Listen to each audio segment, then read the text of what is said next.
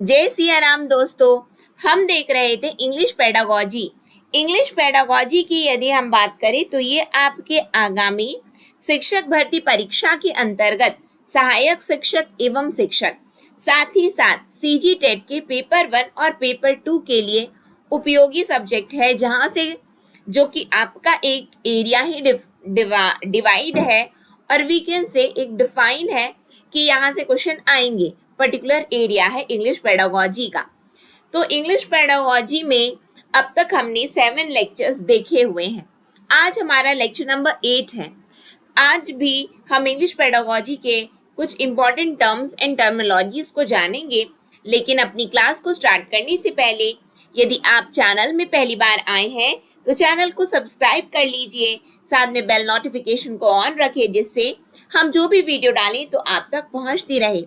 Session यदि आपको अच्छा लगे तो लाइक ज़रूर करिएगा, ज़्यादा से ज़्यादा लोगों तक शेयर कर दीजिएगा सेशन को, जिससे ज़्यादा से ज़्यादा लोगों तक ये वीडियो पहुंच सके और वो भी इसका लाभ ले सके। चलिए हम आज की क्लास को अपनी स्टार्ट करें। और यदि आपको हमारे ऑप्टिमिस्टिक स्टडीज मोबाइल ऐप में चल रहे कोर्स, जिसके अंतर्गत वो है वर्ग 1 यानी कि व्याख्याता, वर्ग 2 यानी कि शिक्षक, वर्ग 3 यानी कि सहायक शिक्षक, तो इन तीनों में से आपको किसी में भी अपनी एनरोलमेंट करवानी है या फिर सीजी टेट के पेपर 1 या पेपर 2 में अपनी एनरोलमेंट करवानी है, तो आप इन सभी कोर्स को मिनिमम अमाउंट में प्राप्त कर सकते हैं, क्योंकि होली डिस्काउंट ऑफर चल रहा है हमारे ऑप्टिमिस्टिक स्टडीज मोबाइल ऐप में, जिसके अंतर्गत आपको सभी कोर्स मिनिमम प्राइस में उपलब्ध हो जाएंगे। तो जल्द से जल्द आप लोग अपना एनरोलमेंट करवा लीजिए, कहीं ये ऑफर लैप्स ना हो जाए। ठीक है, वैलिडिटी बहुत कम समय के लिए है। अधिक जानकारी के लिए इस नंबर पर आप हमसे संपर्क कर सकते हैं 9584532690। इस नंबर पर आप व्हाट्सअप कर सकते हैं। ठीक, कि कहीं पे भी आपको दिक्कत परेशानी समस्या आ रही हो कोर्स को परचेज करने में तो ठीक है। चलिए आज की क्लास को हम स्टार्ट करें, जहां हम देखेंगे कुछ important terminologies related to English pedagogy. यदि पहले मैं लिखूंगी, बाद में आपको एक्सप्लेन करूंगी। डायरेक्ट मेथड, यहाँ से क्वेश्चन आते हैं हमारे एग्जाम में। इससे पहले हमने note taking and note making किया हुआ है। ठीक है, नोट मेकिंग का हमने पर्टिकुलर एक सेक्शन अपने पिछले सेशन में देखा। नोट टेकिंग का सेक्शन देखा। हमने कुछ टिप्स भी देखे थे कि कैसे नोट टेक किया जाता है। तो आज हम पढ़ेंगे डायरेक्ट मेथड। डायरेक्ट मेथड क्या होता है, क्वेश्चन बना है क्योंकि एग्जाम में यहाँ से जितने भी आपको टर्म्स एंड टर्मिनोलॉजीज करवाए जा रहे हैं एग्जाम में आए हुए क्वेश्चन है। और मेरा ये मानना है और देखा भी गया है कि शिक्षक भर्ती परीक्षा के अंतर्गत या फिर हम सीजी टेट, सी टेट ये सब की बात करें तो मैक्सिमम क्वेश्चन रिपीट होते हैं। ठीक है, यदि आपने प्रीवियस ईयर पेपर को किया हुआ है, यदि आपने सिलेबस को टर्म बाय टर्म पढ़ा हुआ है, तो डेफिनेटली आपका क्लियर होना निश्चित है। ठीक है, आप डेफिनेटली पास कर जाओगे। तो रिपीट किए जाते हैं क्वेश्चन। तो एग्जाम में पूछा गया कि डायरेक्ट मेथड क्या होता है। तो डायरेक्ट मेथड की हम बात करें तो मैं लिख दूं डायरेक्ट मेथड ऑफ टीचिंग। अब ऑब्वियस है, पेडागोजी पढ़ रहे हैं तो टीचिंग ही है ना। ये क्या है,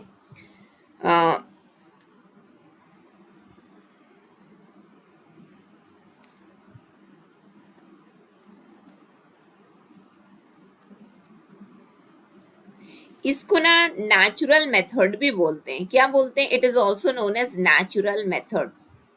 ठीक है, साथ ही साथ इसको हम यूज कब करते हैं, तो it is often used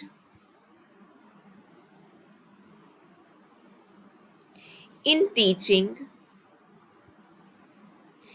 teaching foreign languages.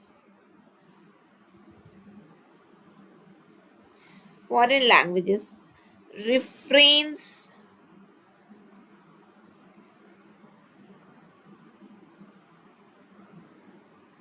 from using the learner's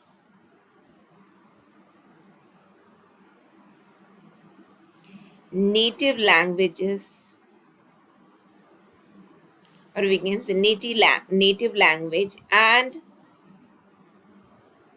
uses only the target language.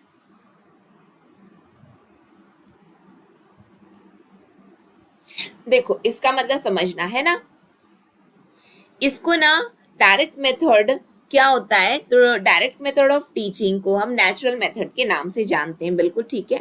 लेकिन इसका हम इस्तेमाल क्यों करते हैं, तो हम इसका इस्तेमाल करते हैं क्या टीच करने के लिए, फॉरेन लैंग्वेज को, यानी कि फॉरेन लैंग्वेज को पढ़ाने के लिए हम इस डायरेक्ट मेथड को यूज करते हैं, जहाँ पे हम अपनी जो नेटिव लैंग्वेज है यानी कि जो बोल चाल की भाषा है हमारी, हम उसको यूज नहीं करते हैं।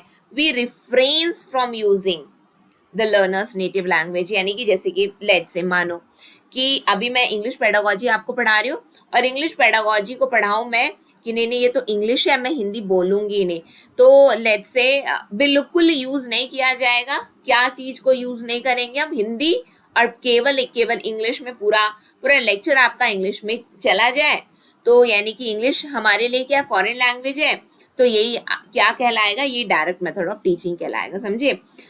तो जैसे कि लेट्स से हम स्टार्ट करें, today we are going to learn direct method of teaching.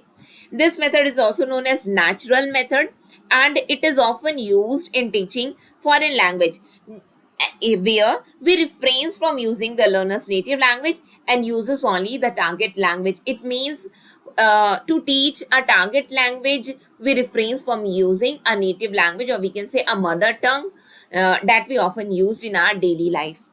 ये क्या था, ये मैंने पूरा इंग्लिश में बोल दिया। इंग्लिश में मैंने क्यों बोला, जिससे आपको समझ में आए कि डायरेक्ट मेथड क्या होता है, यानी कि आप यदि कोई फॉरेन लैंग्वेज को पढ़ा रहे हो तो आप केवल उसी को यूज करोगे और आप अपनी भाषा को यूज नहीं करोगे। समझ में आया, क्लियर है। चलो आगे बढ़े हम लोग। नेक्स्ट मेथड हमारा यहाँ पे आता है ग्रामर ट्रांसलेशन मेथड।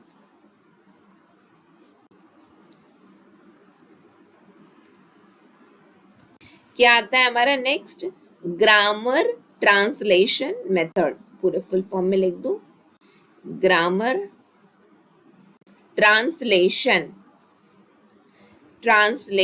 मेथड, ठीक है। ये मेथड क्या होता है, इस पर थोड़ी सी चर्चा कर लेते हैं हम लोग। तो पहले मैं इसको लिख दूं, फिर उसके बाद में मैं इसको एक्सप्लेन करूं आपको।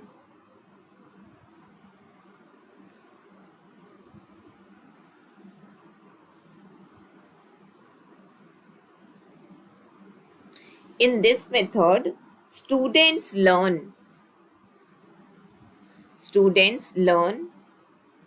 grammatical rules, क्योंकि ग्रामर है, grammatical rules and then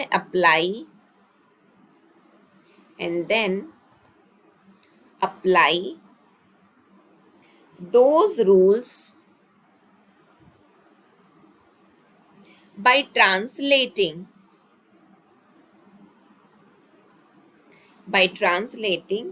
sentences between the target language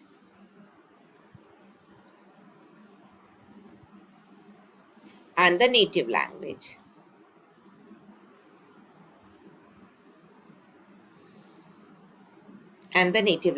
देखो इसमें ऐसा समझो क्या होता है कि यहाँ पे मैं लिखूं subject plus verb plus object, ठीक है।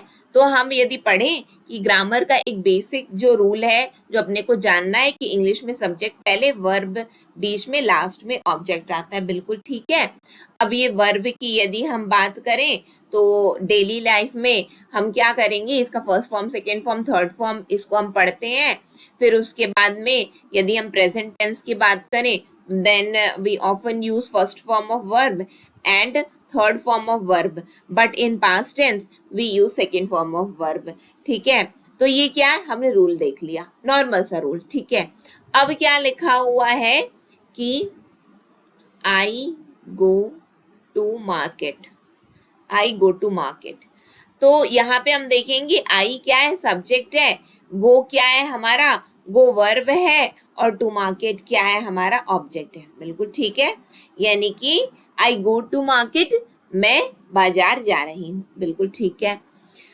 फिर उसके बाद में यदि हम बात, यानी कि हमने क्या किया, हमने यहाँ पे अपनी टारगेट लैंग्वेज क्या है, इंग्लिश, तो इंग्लिश का हमने ग्रामेटिकल रूल पढ़ लिया। ठीक है, अब उस रूल के आधार पर हम क्या कर रहे हैं, हमारे पास में स्टेटमेंट्स लिखी है, हम ट्रांसलेट कर रहे हैं। ठीक है, वही होता है आपका grammar translation method. It means in this method students learn what, they learn grammatical rules, learn grammatical rules.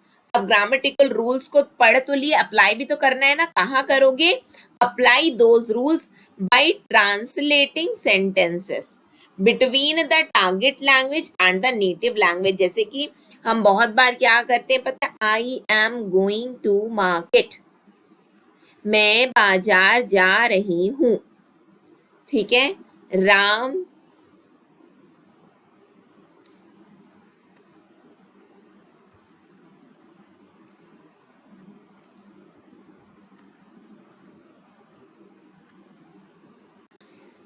Ram went to market,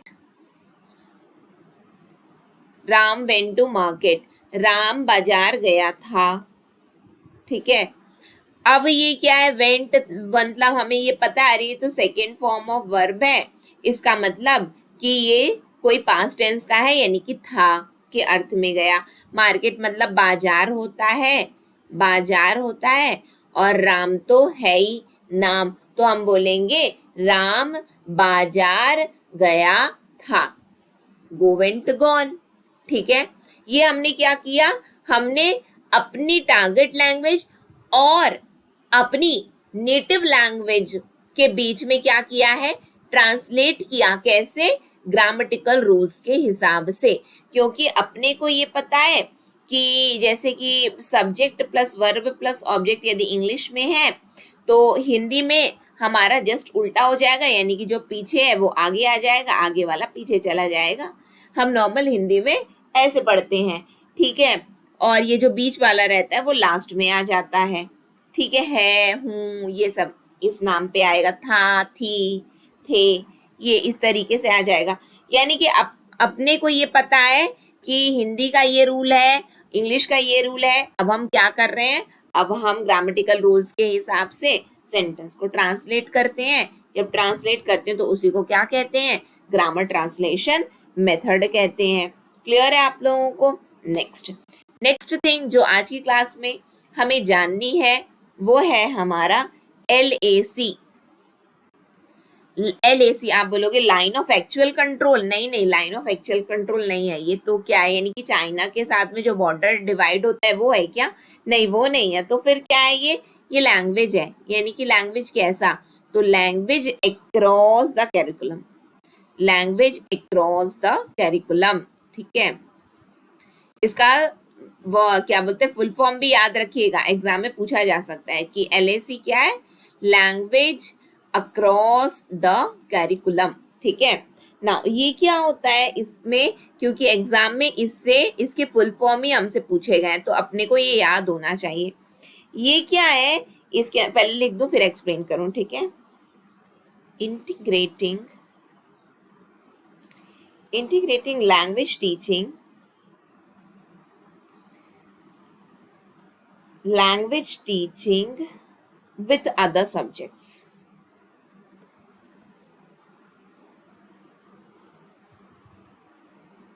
with other subjects in the same classroom।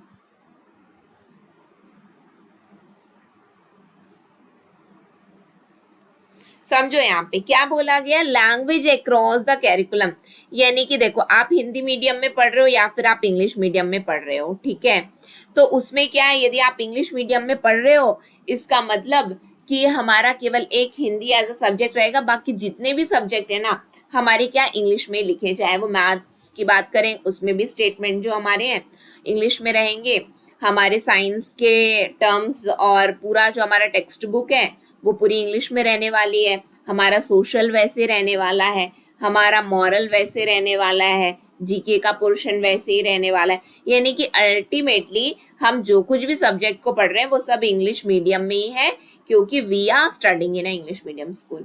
यदि हम हिंदी मीडियम की बात करें तो हम क्या है, जितने हमारे विषय हैं वो हिंदी में लिखे हैं, और हिंदी एज अ सब्जेक्ट तो रहेगा ही।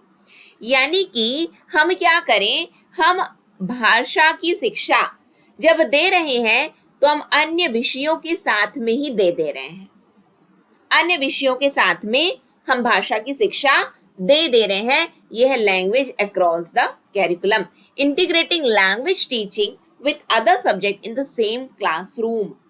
हम भाषा की शिक्षा अन्य विषयों के साथ जब देते हैं तो ये जो हम करते हैं वो क्या कहलाता है, LAC, language across the curriculum कहलाता है। अब ऐसा समझो, इसको याद करने का बहुत आसान तरीका, आपको ये पता है चाइना के साथ जो बॉर्डर डिवाइड होता है वो LAC कहलाता है।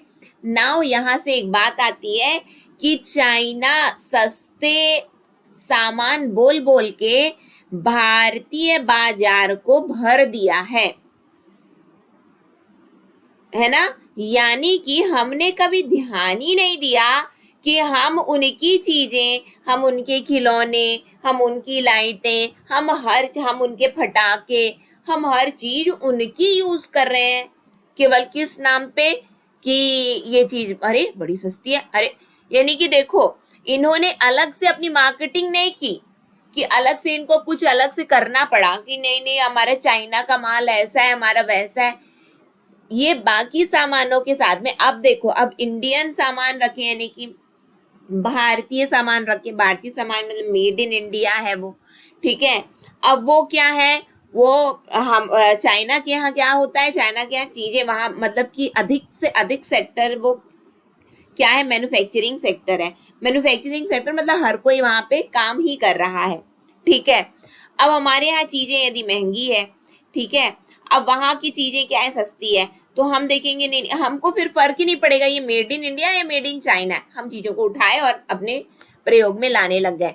यानी कि चाइना को अलग से कोई प्रचार नहीं करना पड़ा अपने सामान की बिक्री के लिए, और उसने मार्केट को क्या किया है, एकाधिकार प्राप्त कर लिया मार्केट का। ये होता है, हमने ये तो नॉर्मल एग्जांपल ये देखा कि LAC मतलब चाइना, और चाइना मार्केट को मैनिपुलेट किया हुआ है, यानी कि एक अधिकार प्राप्त किया हुआ है। बस वैसे ही है LAC मतलब हम भाषा सिखा देंगे अन्य विषयों के साथ साथ, हम भाषा सिखा दिए अन्य विषयों के साथ साथ चाइना ने मार्केट को मैनिपुलेट कर लिया प्राइस के नाम पे।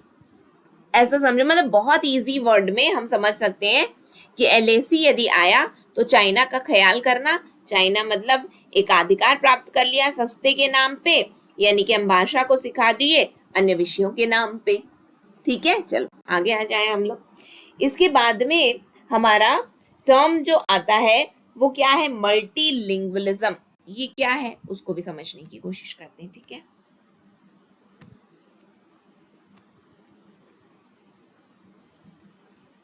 मल्टीलिंगुअलिज्म, अभी मल्टीलिंगुअलिज्म क्या होता है पहले लिख दूं, फिर उसके बाद में बताती हूँ आपको, ठीक है।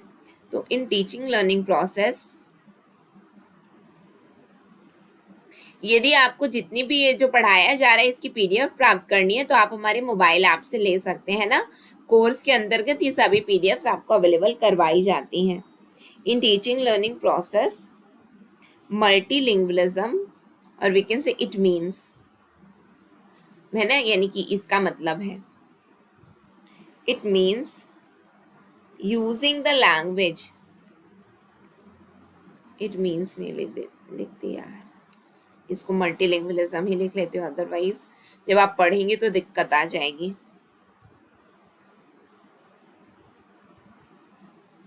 ऐसे करके लिख देती हूँ, multilingualism means using the language of learners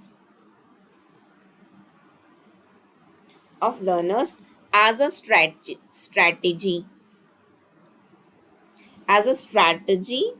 for teaching learning of language।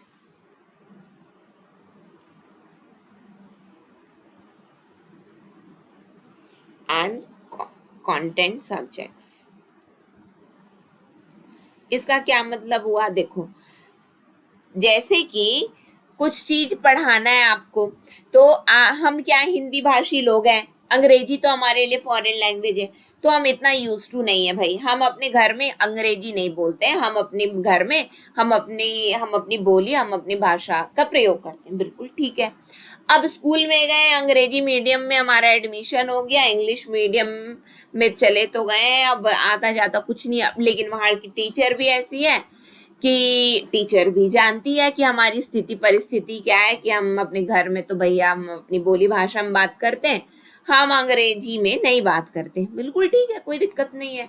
तो मल्टीलिंगुअलिज्म क्या होता है, टीचर आपको इंग्लिश पढ़ाना चाहती है, या फिर आप इंग्लिश मीडियम में हो तो अन्य सब्जेक्ट, अन्य विषय भी आपके इंग्लिश में ही लिखे हुए हैं, आपकी टेक्स्ट बुक होल इंग्लिश में ही तो है, कंटेंट आपका अलग है बट इंग्लिश में ही लिखा हुआ है।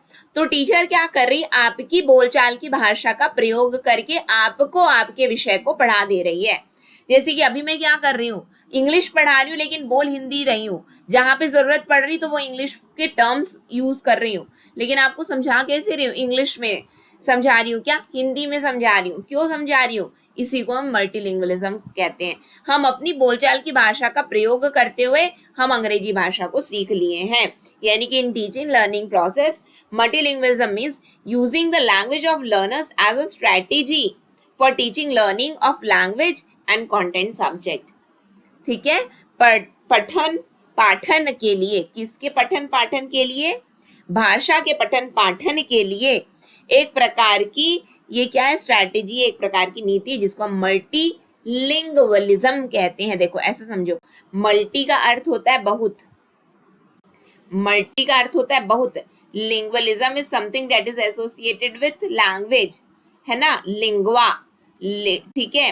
तो यहाँ पे क्या है, बहुत, ये है भाषा, तो बहुत भाषा का प्रयोग करके किसी भी चीज को पढ़ लेना, मतलब ऐसे तोड़ करके समझो, याद हो जाएगा, रटना कुछ नहीं है। मैंने अब तक जितना चीज पढ़ाया है, कहीं रटने की बात नहीं हुई है, आपको समझने की बात है। Develop an understanding, then only you will clear the exam. आपकी अंडरस्टैंडिंग जब डेवलप हो जाएगी ना, तो क्वेश्चन चाहे कैसे भी आएंगे एग्जाम में, आप आसानी से कर ले जाओगे। ठीक है, नेक्स्ट इसी के बारे में हम आगे बढ़े कि और क्या होता है मल्टीलिंगुअलिज्म। तो it is an एसर्ट in teaching learning process, in teaching learning process because it makes the learners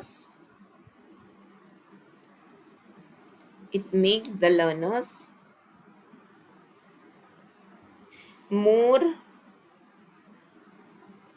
adept at language learning।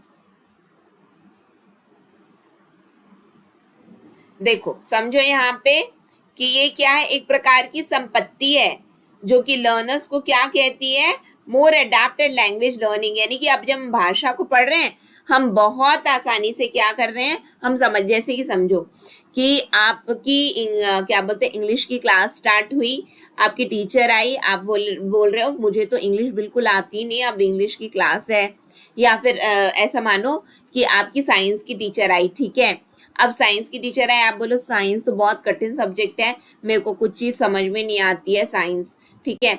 अब टीचर आई, कठिन आपको सब्जेक्ट भी लग रहा था, जो लिखा था वो भी कुछ समझ में नहीं आ रहा था, आपकी टीचर आई, आपको क्या की, कनेक्ट कर करके आपको चीजों को पढ़ा दी। तो आप बोले यार आज की क्लास तो बड़ी इंटरेस्टिंग थी, जो अपने को पता था, तो जो हम लोग आलू देखते हैं ना, उसमें जो जब हम उसको कट करते हैं, अच्छा वो उसका अपने को प्रैक्टिकल करना है, अब समझ में आ, अच्छा हम ना पॉलिन ग्रेन्स देखते हैं, मतलब ये हमने क्या किया, हमने कनेक्ट किया, टीचर ने कनेक्ट किया, बताया कि इसको ना ये चीज बोलते हैं। आप अपने घर में देखते हो, आप बोले हाँ, अब जब सूर्य की किरणें आती हैं तो एक छोटे से होल से देखना, बहुत छोटे ऐसे लगते हैं कोई डस्ट पार्टिकल आ रहे हैं, आपने देखा, आप कनेक्ट कर पा रहे हो, तो आपको ये भी पता चल गया कि अच्छा इसको ये बोलते हैं, और आपको चीजें एकदम आसान लगी, आपने इंग्लिश वर्ड भी सीख लिए, यानी कि इंग्लिश के टर्म्स भी सीख लिए जो साइंस के रेस्पेक्ट में यूज होते हैं, और आपको चीजें समझ में भी आ गई। यानी कि मल्टीलिंगुअलिज्म क्या है, आप किसी भी सब्जेक्ट को पढ़ाने के लिए या फिर आप भाषा को पढ़ाने के लिए आप यदि बच्चों की अपनी भाषा का प्रयोग करके, यानी कि आप वो विषय भी पढ़ा रहे हैं लेकिन उनकी भाषा का प्रयोग कर करके यदि आप पढ़ा रहे हैं जो बच्चे जानते हैं, तो क्या होता है ये, तो इसको ही हम मल्टीलिंगुअलिज्म की कैटेगरी में लाते हैं। यानी कि एक प्रकार की स्ट्रैटेजी होती है, एक प्रकार की एसेट होता है जब हम पढ़ा रहे होते हैं। यानी कि इससे होता क्या है, इट एनहांसेस मल्टीलिंगुअलिज्म क्या है, तो it enhances intellectual flexibility, intellectual flexibility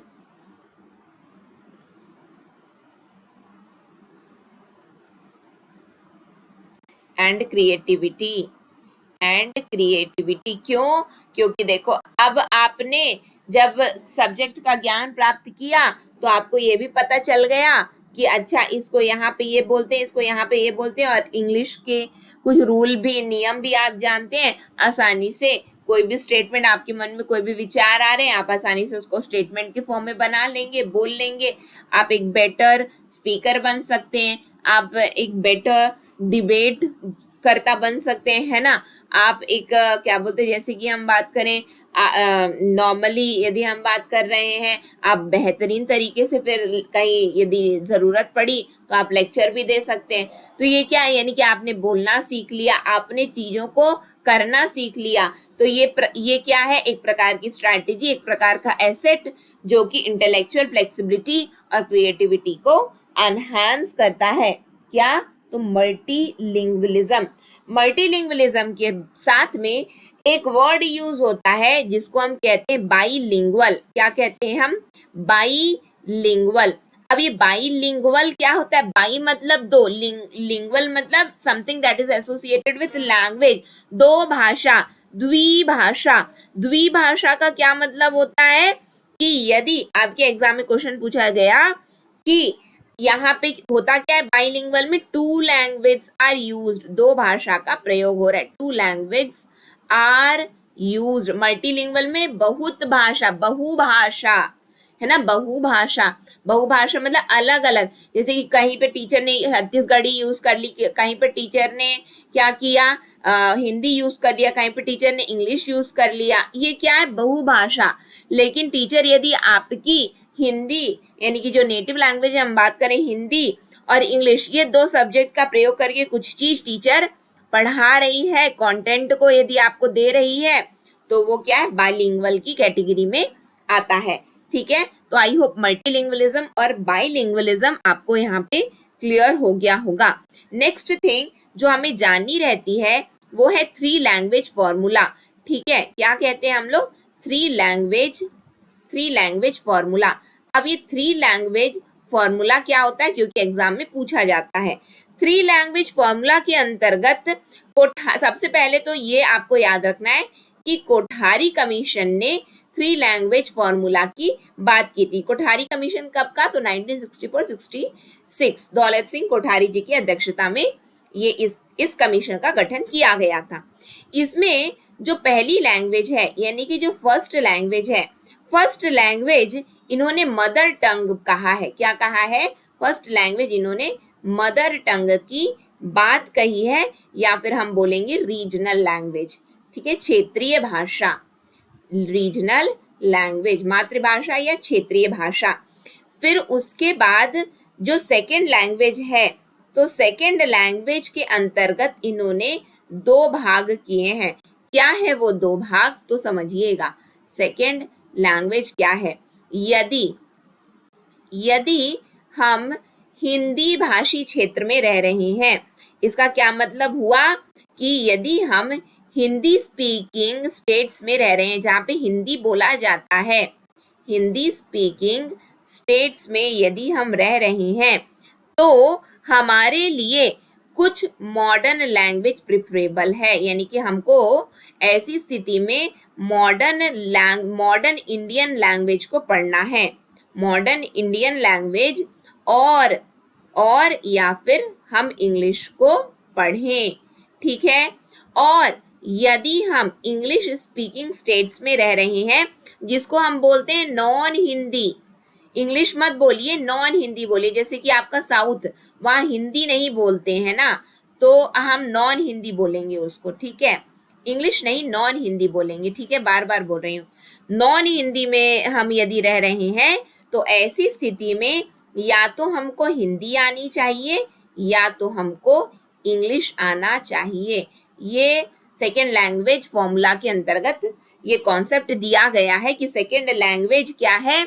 तो यदि आप हिंदी भाषी स्टेट में हैं, तो आप एक आधुनिक भारतीय भाषा को सीखिए, नहीं तो अंग्रेजी सीखिए। यदि आप नॉन हिंदी स्पीकिंग स्टेट यानी कि दक्षिण भारत, पूर्वोत्तर में रह रहे हैं, तो या तो आपको हिंदी आनी चाहिए या तो आपको इंग्लिश आनी चाहिए। थर्ड लैंग्वेज जो कोठारी कमीशन का कहना है कि थर्ड लैंग्वेज क्या होगी, तो थर्ड लैंग्वेज अगेन यहाँ पे क्या बताया गया है कि in Hindi speaking states, third language के अंतर्गत इन हिंदी स्पीकिंग स्टेट यानी कि हिंदी बोलने वाले राज्यों में